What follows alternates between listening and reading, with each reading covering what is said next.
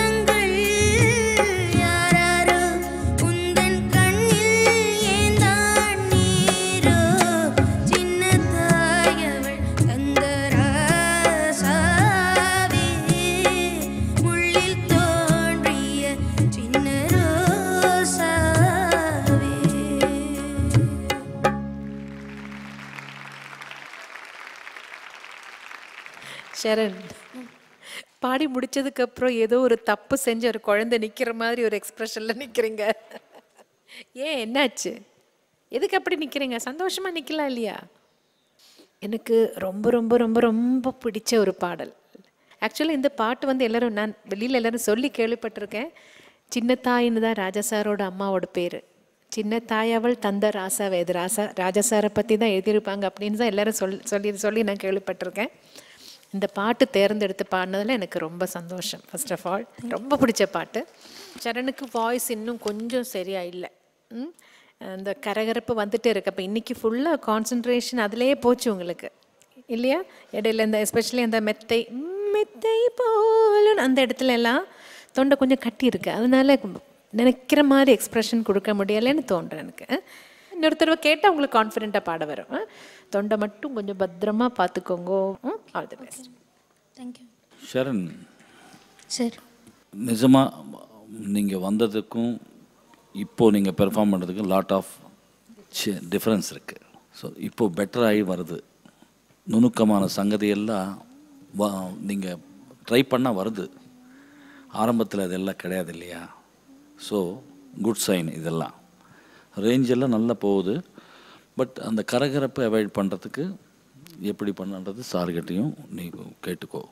Orchestra ரொம்ப second BGM ரொம்ப நல்லா இருந்தது சார். அதுக்கு காரணம் அந்த மகான்.